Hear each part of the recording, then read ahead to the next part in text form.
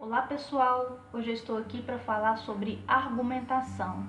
Argumentação tanto para a sua vida estudantil e acadêmica, quanto também argumentação na sua vida cotidiana. Nós tendemos a achar que a argumentação parte de uma técnica muito sofisticada e muito arrojada de escrita ou de fala. Embora haja alguma verdade nesse pensamento, nós temos que entender que a argumentação está muito presente na nossa vida cotidiana, nas nossas ações mais corriqueiras e habituais. Afinal de contas, argumentar é a arte de seduzir, é a arte de convencer o outro de que o seu posicionamento está correto, é adequado. Para isso, nós precisamos nos valer de vários tipos de estratégias diferenciadas para trilhar esse caminho argumentativo. Por exemplo, quando você vai até alguma loja e deseja um desconto na compra de um produto, será necessário argumentar para que você consiga alcançar o seu objetivo. Quando você precisa que os seus pais te deem permissão para ir até uma festa, você também precisará argumentar para que isso aconteça. Nós sempre vamos argumentar a partir do nosso próprio sistema de referências, isso é muito comum. Mas temos que entender se nosso sistema de referência está dialogando com as referências do outro para o qual a nossa argumentação se volta. Isso é um ponto muito importante. Entender quais estratégias eu posso usar para seduzir o outro, para trazê-lo para o nosso universo. Quer ver um exemplo? Sua mãe pede para que você lave a louça. Ela pede isso antes de sair. Você não lava essa louça. A mãe chega em casa, você precisa argumentar para explicar o motivo pelo qual você não fez a tarefa.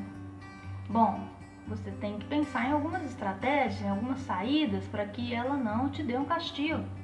Você pode dizer: mãe, eu não lavei a louça porque eu tinha muitas tarefas para fazer, muitas tarefas da escola. Bom, será que isso vai ser uma boa argumentação com a sua mãe? Entendendo quem é esse outro, entendendo que a sua mãe tem um sistema próprio de referências e que acredita em coisas que você, filho, não acredita, que compartilha de um sistema de crenças que você, filho, não compartilha? Porém, se você vira para ela e fala: mãe, eu não lavei a louça. No entanto, eu arrumei todo o meu quarto. Sabe aquele quarto super bagunçado que há mais de um mês sua mãe pedia enlouquecidamente para que você arrumasse e então você finalmente o fez? Talvez essa argumentação que troca uma coisa por outra seja uma argumentação mais convincente com a sua mãe, né? Entendendo quem é esse sujeito para o qual o seu texto ou a sua fala se volta. Quer ver mais um exemplo? Quando você está lá sentado no seu sofá vendo novela com a sua mãe e ela fala assim: ô meu filhinho, pega um copo d'água para mim. Então olha o argumento que ela usa, olha a expressão que ela usa. Meu filhinho, uma expressão amorosa, uma expressão de carinho. Por que será que ela aciona essa expressão para lidar com você, adolescente, que tem preguiça de se levantar do sofá na hora da novela para fazer qualquer coisa?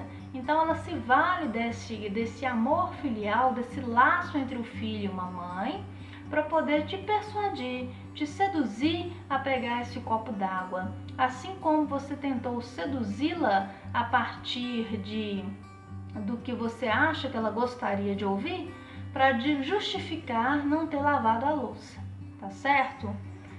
Bom, nós também podemos pensar em exemplos mais arrojados que você vai utilizar na escola, na hora de fazer um texto, ou de repente na universidade, se esse já for o seu caso. Separei aqui um parágrafo para nós. Suponhamos que tivéssemos um texto que começasse assim: a adoção de cotas nas universidades é uma oportunidade única para o país, já que permite à população de baixa renda e com menor acesso ao capital cultural desfrutarem de educação de qualidade. Bem, o que temos aqui é a exposição de uma tese, né? A exposição de um pensamento, de um posicionamento. É necessário, porém, que você tente convencer o outro que está te lendo ou te ouvindo de que essa tese tem fundamento, de que é válido acreditar nisso. Assim como você tentou seduzir e persuadir a sua mãe, assim como a sua mãe também tentou te convencer, é necessário que você tente convencer o outro de que o seu posicionamento é de fato válido, que tem sustentação. Bom, para isso há várias técnicas, há várias estratégias que vocês podem acionar. São os chamados tipos de argumentos, muitos deles vocês chegaram certamente a ver na escola, na vida escolar de vocês.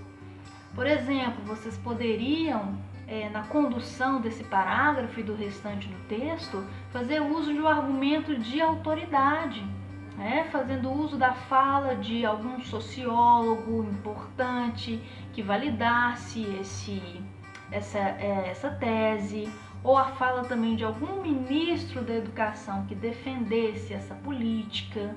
Então, consolidando esse tipo de argumento de autoridade com a tese exposta, seria um caminho argumentativo interessante para a sedução, convencimento do outro. Sempre lembrando, eu preciso trazer o outro para o meu universo de crenças, ok? Outro argumento também que vocês poderiam utilizar é por comprovação. Por exemplo, fazendo uso de estatísticas do IBGE para comprovar que a qualidade de vida no país aumentou após a instituição das cotas e, portanto, comprovando que isso é uma política boa e consistente para o brasileiro.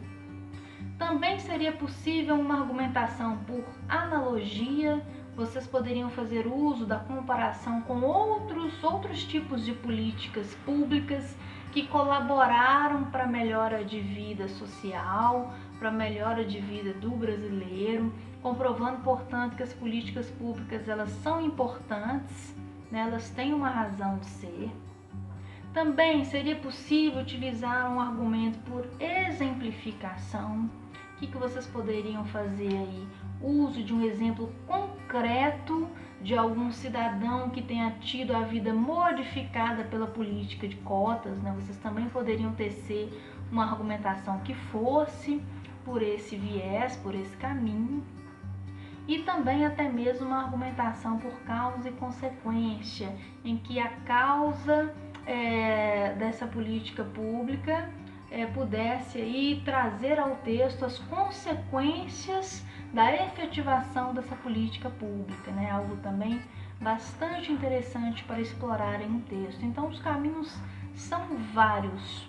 Porém, reparem, a condução argumentativa de todos os exemplos que eu dei aqui, ou seja, de todos os tipos de argumentos que vocês poderiam fazer uso, é uma condução que está sustentada por um determinado ponto de vista, por um determinado posicionamento, por uma determinada tese.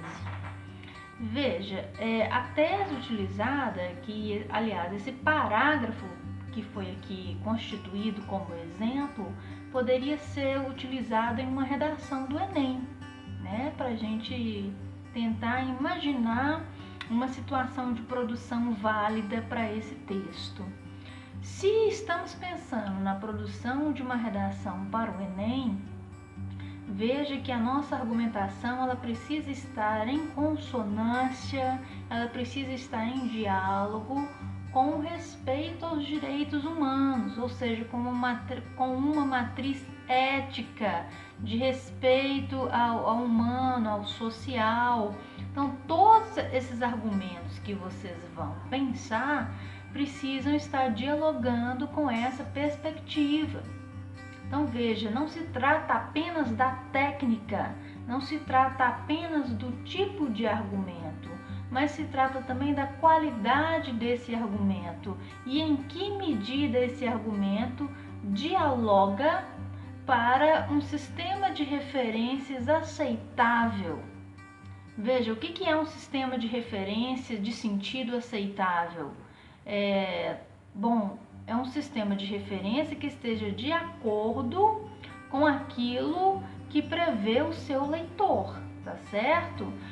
Lembrem-se bem, a argumentação é a arte da persuasão, do convencimento. É necessário também expor o seu ponto de vista, mas pensando sempre em quem é esse outro que vai ler, esse outro que vai discutir, entre aspas, né, discutir de alguma maneira comigo. Então isso é muito importante. Não é só o tipo de argumento, não é só a técnica, mas é a qualidade desse argumento e em que medida esse argumento dialoga com o outro, tá bom?